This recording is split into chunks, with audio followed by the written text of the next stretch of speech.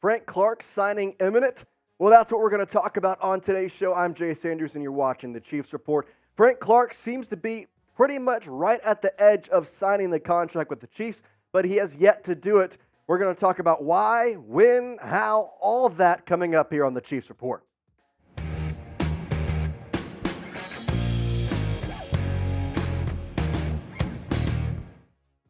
All right, Chiefs fans, let's get started with what we know about Frank Clark and kind of the details that we have up until this point.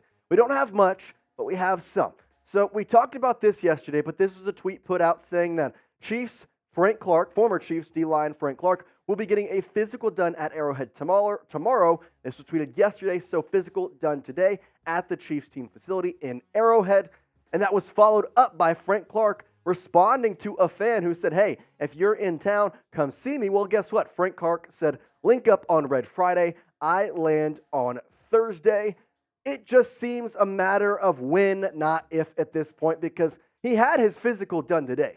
The only worry or maybe speculation you have is, well, why wasn't he signed right off the bat? Well, we don't exactly know that just yet, but you can't deny that it seems he is going to be a Chief by probably tomorrow evening at the latest. The stats with the Chiefs, well, they don't lie. They're pretty decent. The sack numbers are there. The tackle numbers are there. Tackle for loss is also a nice stat to look at, and the forced fumbles are great. But I think the big thing is maybe his playoff stats, which we'll talk about in just a minute. But regular season-wise, Frank Clark, well, he's a menace to be looked at on this Chiefs defense, what he was, and really he loved being on the Chiefs with his best friend, Chris Jones. Seems like he's going to be back with the Chiefs. If you want Frank Clark to return, well then, the only way, the single way, the best way to tell me is to comment on today's video by typing FC for Frank Clark. So comment FC on today's video if you want a Frank Clark return. I'm telling you, it's cheap, it's easy. Frank Clark should be a Chief. Type FC in the comments. Let's get that going. I want to see it spammed in the comment section of today's video.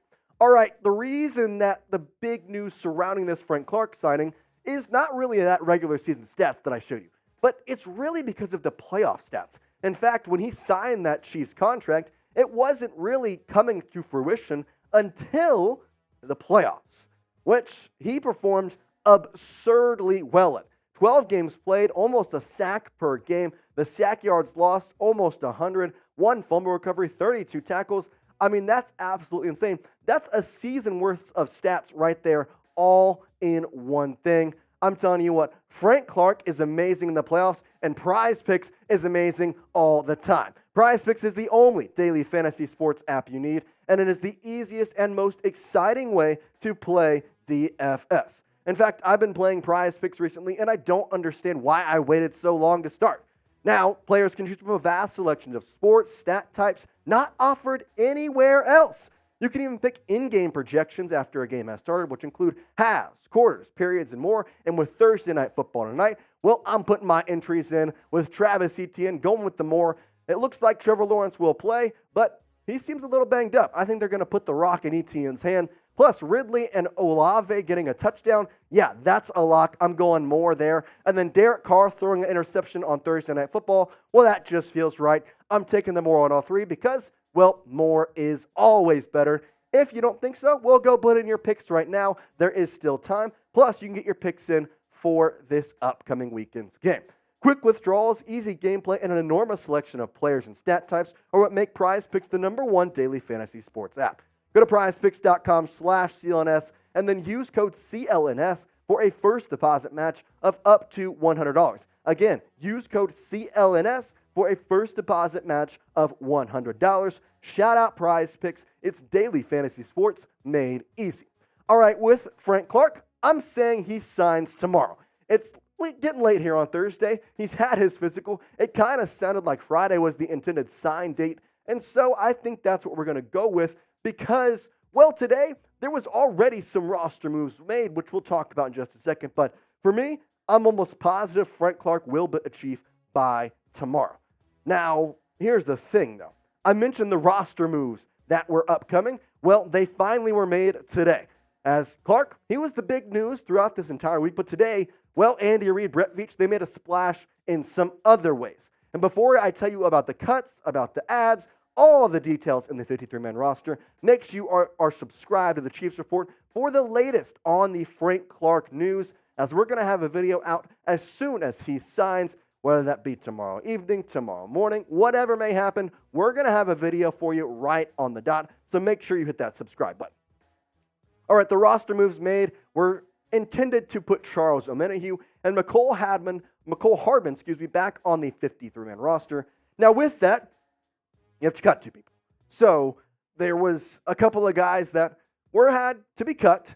Now, the surprising one may not be the 2 you expected, to be quite honest. The 2 roster cuts that were made were Montrell Washington, the wide receiver / return man, which, to be honest, he was just a return man for the Chiefs, and then Keondre Coburn, the defensive tackle out of Texas, 6th-round pick, a guy who was really promising for this Chiefs. I don't understand what the cut was, but seems as though the Chiefs would like to sign him to a practice squad deal. That's the hope, but a surprising cut there for Keondre Coburn. Now, the good news behind these cuts, you get Omenihu and you get Hardman back on the 53-man roster. Obviously, Hardman coming from the trade. Omenihu coming off that 6-game suspension. To welcome Omenihu and Hardman back, I want you to get in the comments and type KC for me, because Omenihu, well, he's going to make his regular season debut on Sunday, and it seems as though with Hardman practicing today, Hardman will also make his Chiefs 2023 season debut. So to welcome them back, type KC in the comments today. All right, there's still one guy to think about. The guy I'm talking about, well, he hasn't been on this squad for a while. In fact, he's been on the IR for some time. That'd be Richie James. Now, Richie James, with Montrell Washington being cut, with Micheal Hardman being added, and it's seeming though they're not going to take him off of IR, he'll probably stay on IR for another week. So I don't know if we'll see him this coming week. I don't know if we'll see him for the time being, but he will be on IR at least this upcoming week. You have the Broncos after that, then you have the Dolphins, and then you get the bye week. Honestly, I would be surprised if Richie James comes back before the bye game, given just the basic 53-man roster. There's just a lot moving pieces, and I don't know if he fits on this squad just right now.